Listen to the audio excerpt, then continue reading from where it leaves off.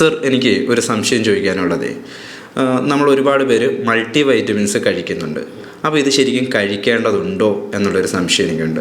അതൊന്ന് പറഞ്ഞുതരാം. എപ്പോഴും എല്ലാവർക്കും ഉണ്ടാകുന്ന ഒരു സംശയം തന്നെയാണ് ഇത്. മൾട്ടി വൈറ്റമിൻ സ്ഥിരമായിട്ട് കഴിക്കേണ്ടതുണ്ടോ? ശരിക്കും പറഞ്ഞാൽ അത് നമ്മുടെ ഭക്ഷണ ക്രമീകരണത്തെയും അതുപോലെ തന്നെ ആരോഗ്യപരമായ കാരണങ്ങളെയൊക്കെ ഡിപ്പെൻഡ് ചെയ്തിട്ടാണ് ഇത് തീരുമാനിക്കേണ്ടത്. ഒരു മൾട്ടി വൈറ്റമിൻ എല്ലാവരും കഴിക്കേണ്ട ആവശ്യമുണ്ടോ എന്ന് ചോദിച്ചാൽ ഒറ്റ വാക്കിൽ ആവശ്യമില്ല എന്ന് തന്നെ പറയേണ്ടി വരും. ഉദാഹരണത്തിന് വളരെ സമീകൃതമായ രീതിയിൽ ഒരു ഭക്ഷണം കഴിക്കുന്ന ഒരു വ്യക്തി, അദ്ദേഹത്തിന് കാര്യമായിട്ടുള്ള വേറെ ബുദ്ധിമുട്ടുകളൊന്നുമില്ല. അദ്ദേഹം കൃത്യമായ പ്രോട്ടീൻ, കാർബോഹൈഡ്രേറ്റ്, അന്നജം, അതുപോലെ തന്നെ ഫാറ്റ്, ധാതുക്കൾ, ലവണങ്ങൾ, ജലാംശം ഇവയൊക്കെ ശരിയായ അനുപാതത്തിൽ അദ്ദേഹം കഴിച്ചുകൊണ്ടിരിക്കുന്നുണ്ടെങ്കിൽ, ശരിയായ ഭക്ഷണ രീതിയിലാണ് ഉള്ളതെങ്കിൽ അദ്ദേഹത്തെ സംബന്ധിച്ചിടത്തോളം അങ്ങനെ ഒരു മൾട്ടി വിറ്റാമിൻ്റെ ആവശ്യം പോലുമില്ല. പക്ഷേ മറ്റ് ചില വിഭാഗത്തിൽപ്പെട്ട ആൾക്കാർക്ക് ഒരു പക്ഷേ മൾട്ടി വൈറ്റാമിൻ ആവശ്യമായിട്ട് വന്നേക്കാം.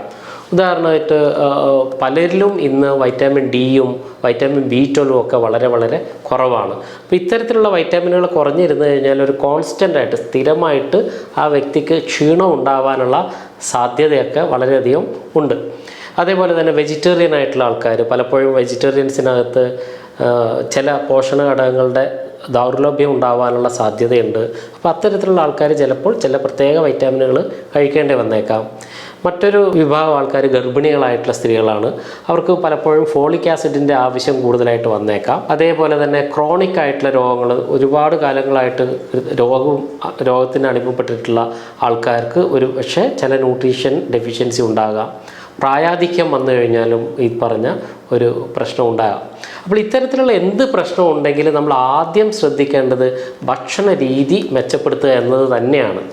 എന്നിട്ടും കോൺസ്റ്റൻ്റായിട്ട് ഇവർക്ക് ഈ പറഞ്ഞ പോലെ ക്ഷീണവും തളർച്ചയും മുടി ഒഴിച്ചിലുണ്ടാവുക, ഇടയ്ക്കിടയ്ക്ക് രോഗങ്ങൾ വന്നുകൊണ്ടിരിക്കുക, ഇത്തരത്തിലുള്ള പ്രശ്നങ്ങളൊക്കെ വരുമ്പോൾ നിർബന്ധമായിട്ട് നിങ്ങൾ ഒരു ഡോക്ടറെ കണ്ട് തീർച്ചയായിട്ടും രക്തം പരിശോധിക്കാം. നിങ്ങൾക്ക് ഏതൊക്കെ ഡെഫിഷ്യൻസി ഉണ്ട് എന്ന് മനസ്സിലാക്കി അതൊരു നിശ്ചിത കാലത്തേക്ക് മാത്രം ശരിയായ അളവിൽ കഴിക്കുക എന്നാണ് നമ്മൾ ചെയ്യേണ്ടത്. പക്ഷേ തീർച്ചയായിട്ടും അധികമായാൽ അമൃതം വിഷം എന്ന് പറയുന്ന പോലെ തന്നെ വിറ്റാമിനുകൾ അധികമായാലും ബുദ്ധിമുട്ട് തന്നെയാണ്. പ്രത്യേകിച്ച് ഫാറ്റ് സോളിബിൾ വൈറ്റാമിനുകളായ vitamin A, vitamin D, vitamin E, vitamin K തുടങ്ങിയവയൊക്കെ അധികമായിട്ട് ശരീരത്തിൽ വന്നു കഴിഞ്ഞാൽ ഒരു പക്ഷേ അത് കരളിനെയും വൃക്കയൊക്കെ ദോഷകരമായിട്ട് ബാധിച്ചേക്കാം. ചുരുക്കി പറഞ്ഞാൽ കൃത്യമായ രീതിയിലുള്ള സമീകൃത ആഹാരം കഴിക്കുന്ന കാര്യമായിട്ടുള്ള രോഗങ്ങളൊന്നും ഇല്ലാത്ത ഒരാളെ സംബന്ധിച്ചിടത്തോളം ഭക്ഷണത്തിൽ കൂടി തന്നെ നല്ല ആരോഗ്യം നിലനിർത്തി കൊണ്ടുപോകാൻ കഴിയുമെങ്കിൽ അതാണ് ഏറ്റവും നല്ലത്. തീർച്ചയായിട്ടും ഈ മൾട്ടി വൈറ്റാമിൻ എന്ന് പറയുന്ന ഒരു മാന്ത്രിക വടിയൊന്നും അല്ല, എല്ലാ അസുഖത്തിനുള്ളൊരു പ്രതിവിധിയുമല്ല.